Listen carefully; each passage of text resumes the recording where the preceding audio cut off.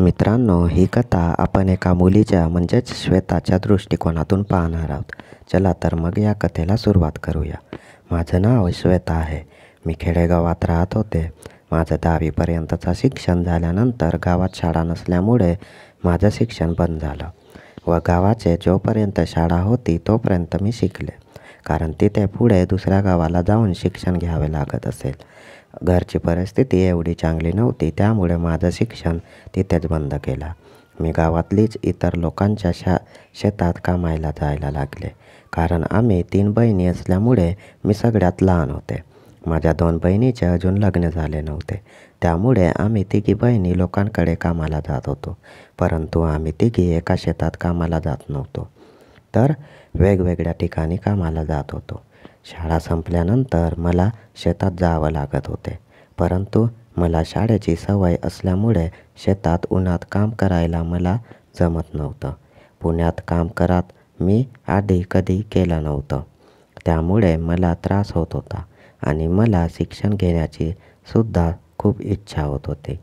त्यामुळे खूप वाईट पण वाटत होतं, कारण आमची वडिलांची परिस्थिती साधारण असल्यामुळे ते मला पुढील शिक्षण देऊ शकत नव्हते.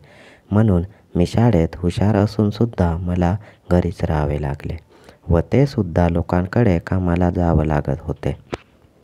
या गोष्टीचा मला खूप वाईट वाटत होतं, परंतु काही पर्याय नव्हता.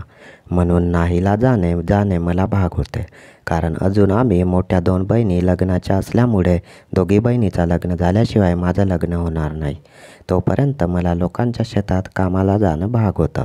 शेतामध्ये गेल्यानंतर दिवसभर खूप काम करावं लागत होतं, त्यामुळे संध्याकाळी जेव्हा कामावरून मी घरी यायचे तेव्हा माझं अंग दुखत होतं. मी शाळेत जात असल्यामुळे मला या अगोदर कधी शेतातला काम करण्याचा प्रसंग आला नव्हता, पण जसं मी शाळा सोडली तसं मला शेतात जावं लागत असे. मला सवय नसल्यामुळे माझं अंग दुखत होतं, कारण इतके दिवस मी फक्त शाळेत जात होते, त्यामुळे मला कामाची अजिबात सवय नव्हती आणि शाळा संपल्याबरोबर लगेच मला शेताच्या कामात टाकले, त्यामुळे काम जमत नव्हते. परंतु ते काम करण्याशिवाय माझ्याकडे काहीही दुसरा पर्याय उपलब्ध नव्हता, म्हणून मला शेतात जावं लागत होते. मी ज्यांच्या शेतात जात होते ते आमचे मालक खूप चांगले होते.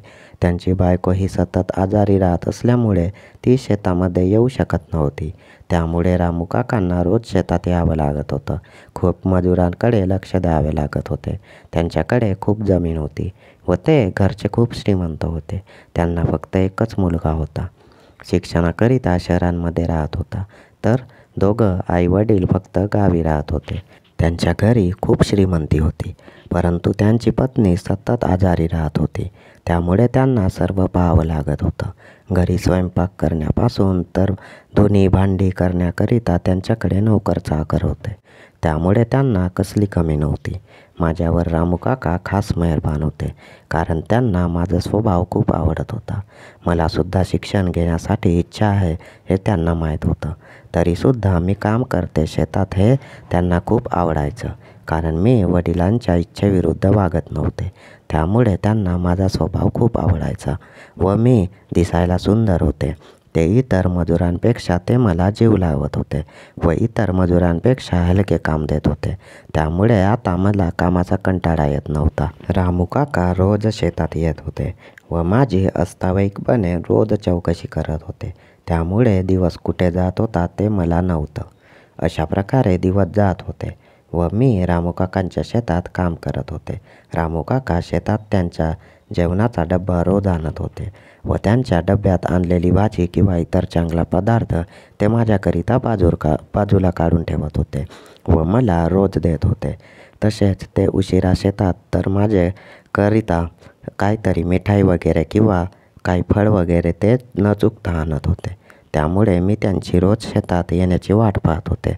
पण मला हे कळत नव्हतं की रामू काका माझ्यावर इतके मेहरबान का आहेत. मी दिसायला तशी सुंदर होते. माझं कदाचित सुंदरता त्यांना आकर्षित करत असेल. रामू काका 40 वर्षाचे होते. ते दिसायला खूपच सुंदर होते, त्यामुळे मी हळूहळू त्यांच्याकडे आकर्षित होऊ लागली होती, कारण ते मला खूप जीव लावत होते व माझी काळजी घेत होते. त्यामुळे साहजिकच माझा त्यांच्यात जीव लागला होता. आईवडिलांनंतर एवढी काळजी घेणार कोण होतं तर ते होते रामू काका. त्यामुळे साहजिकच आहे माझं त्यांच्याकडे आकर्षित होणारच.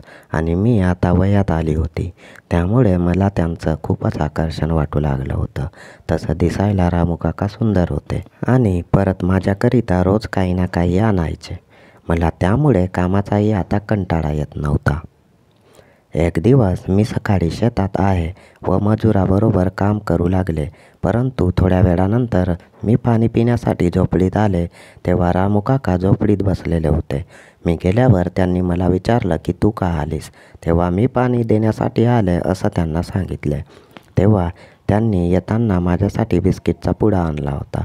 तो त्यांनी माझ्या हातात दिला तेव्हा त्यांनी मला सांगितलं की तुझं वय किती आहे? तेव्हा मी सांगितलं की 16 वर्षाची असून आता 17 चालू झालं आहे. तेव्हा ते म्हणाले की मग तू कॉलेजला का जात नाही? तेव्हा मी सांगितलं की माझी 10वी झाली. मला 10वीला 80 मार्क आले, परंतु माझ्या घरची परिस्थिती बेताची असल्यामुळे वडिलांनी मला पुढे शिकवलं नाही व शेतात कामाला पाठवणे सुरू केले. तेव्हा माझी व्यथा ऐकून त्यांना वाईट वाटलं. माझ्या परिस्थितीवर त्यांना दया आली, परंतु ते तरी काय करू शकत होते? ते म्हणाले की तुझ्यासारख्या हुशार मुलीला शिकवायला पाहिजे होतं, परंतु परिस्थिती पुढे कोणाचं काही चालत नाही.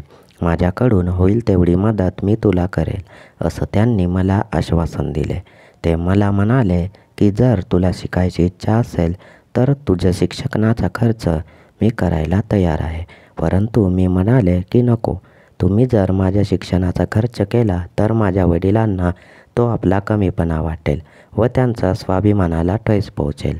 असं मला काहीही करायचं नाही म्हणून मी रामू काकांना सांगितलं व त्यांनी ते पटलं. मी खेडेगावात राहत असल्यामुळे ही गोष्ट एकमेकांना एका कानातून दुसऱ्या कानात तेव्हाच चालली जाते व एक परका माणूस माझं शिक्षण का म्हणून करतो याविषयी लोक नाना प्रकारच्या शंका घेतील, म्हणून मी त्यास नम्रपणे नकार दिला. मी तसं म्हटल्यावर रामू काकांनी खूपच बरं वाटलं.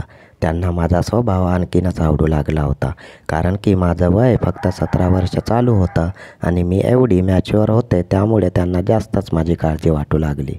परंतु ते माझी खूप काळजी घेत होते याची मला जाणीव होती. ते माझी काळजी घेत होते त्यामुळे मी त्यांच्या शेतात घरच्यांसारखं काम करत होते व मजुरांकडून चांगल्या प्रकारे शेतीतील कामं करवून घेत होते. एका दिवशी मी शेतामध्ये असताना मला विडा आणायला होता, त्यामुळे मी झोपडीत आले तर झोपडीस दार आतून मला बंद दिसले, म्हणून झोपडीला पाठीमागे एक होल होता, त्यातून मी झोपडीत आतमध्ये पाहू लागले. तेव्हा रामू काका धोत्राच्या आत हात घालून कार्यक्रम करत होते. ते मला दिसले. मी आयुष्यात प्रथमच असं काही पाहत होते. तेव्हा अचानक रामू काकांचं लक्ष त्या झोपडीतल्या हॉलकडे गेलं व त्यांनी मला मी बाहेरून त्यांना असंच पाहत असल्याचं दिसलं म्हणून ते थोडे लाजले, परंतु त्यांनी आपला हात धोत्रातून काढला व झोपडीकडे दार खोलून बाहेर आले. मी तिथे गेले तेव्हा मला तिच्याकडे पाहण्यासाठी इच्छासुद्धा होत नव्हती. मला खूप वाईट वाटलं, कारण की ते विवाहित असूनसुद्धा असं का करत असावे हा प्रश्न मला पडला व मी का आले म्हणून मला विचारू लागले. तेव्हा मी त्यांना सांगितले की मला विडा पाहिजे आहे, त्याकरिता मी आले. तेव्हा त्यांनी मला आत बोलावले व सांगितले की तू जे काही पाहिलं ते कोणालाही सांगू नकोस, नाहीतर माझी बदनामी होईल. तुला काय हवं ते मी देण्यास तयार आहे, परंतु ही गोष्ट फक्त तू तुझ्याजवळ ठेव असं मला म्हणू लागले. तेव्हा मी त्यांना म्हणाले की तुम्ही विवाहित आहात, मग असं हाताने कार्यक्रम काय करतात? तेव्हा त्यांनी सांगितलं की त्यांची पत्नी ही सतत अंथरुणावर खिळलेली म्हणजे बिमार असते, त्यामुळे त्यांना पत्नीसोबत हे सर्व करता येत नाही, त्यामुळे नाईलाजाने त्यांना हे सर्व करावं लागतं असं त्यांनी मला सांगितले. त्यामुळे मला त्यांची कीव आली आणि वाईट वाटू लागलं की रामू काकाबद्दल उगाचच वाईट विचार करू लागले. ते तरी काय करतील, बिचारी पत्नी म्हणजे बिमारच असल्यामुळे त्यांना हे करावे लागतं. शेवटी ते सुद्धा एक पुरुषच आहेत आणि पुरुषाला याची गरज असते. मी कुठलाही विचार न करता मी पटकन त्यांच्या पुढे खाली झोपले व तुम्हाला काय करायचं आहे ते मला करा म्हणून त्यांना सांगितलं. तेव्हा मला काय झालं होतं काय माहीत नाही. हा निर्णय कसा अचानक घेतला मला कळत नव्हतं. पण एवढं मात्र नक्की की मी रामू काकांना दुःखी पाहू शकत नव्हते. कदाचित मी त्यांच्याकडे जरा जास्तच आकर्षित होऊ लागले. आता त्यांना तसे त्या व्यवस्थेत पाहून कदाचित माझे मन करत असेल ते सर्व करण्यासाठी. म्हणून मग मी त्यांना तसं म्हणाले. त्यावर ते म्हणाले की नको, तुला त्रास होईल. मी म्हणालो की मला काय त्रास होणार नाही. तुम्ही माझी एवढी काळजी घेता तर मी तुमच्याकरिता एवढा त्रास सहन करायला तयार आहे, असं मी त्यांना म्हणाले. मग त्यांना काय, आंधळा मागतो एक डोळा आणि देव देतो 2 डोळे, अशी त्यांची गत झाली. आणि त्या अगोदर तापलेले होते. त्यामुळे त्यांनी हे पुढचा मागचा विचार न करता आदेशाप्रमाणे ते माझ्यावर तुटून पडले. मी प्रथमच करीत असल्यामुळे मला खूप त्रास होत होता. पण मी तो रामू काकांसाठी सर्व सहन करत होते. आणि थोडा वेळ तो त्रास सहन केल्यानंतर मलासुद्धा मजा येऊ लागली होती. त्याचबरोबर खूप शांतसुद्धा मला वाटत होते. त्यामुळे मी त्यांना साथ देत होते, त्यांना तृप्त करत होते. अशा प्रकारे आम्ही दोघांनी एकमेकांना खूपच आनंद मिळवून दिला होता. त्यांना माझ्यासारखी मुलगी भेटल्यामुळे त्यांनी माझा खूप उपभोग घेतला होता. त्यामुळे मी पण आनंदी व सुखी झाली होती व ते सुद्धा आता खूप आनंदी राहू लागले होते आणि माझे जास्तीत जास्त काळजी घेऊ लागले होते. आता आम्ही शेतात आल्यावर रोजच हे करत होतो. रामू काकाला मी रोजच खूप खुश ठेवायला लागले आणि स्वतः देखील तृप्त होत होते. मित्रांनो, मी तुमच्यासाठी या चॅनलवर खूप नवनवीन कथा मेहनत करून घेऊन येते. तुम्ही पण या चॅनलला सबस्क्राईब करून मला सहकार्य करा. प्लीज सबस्क्राईब करा. धन्यवाद.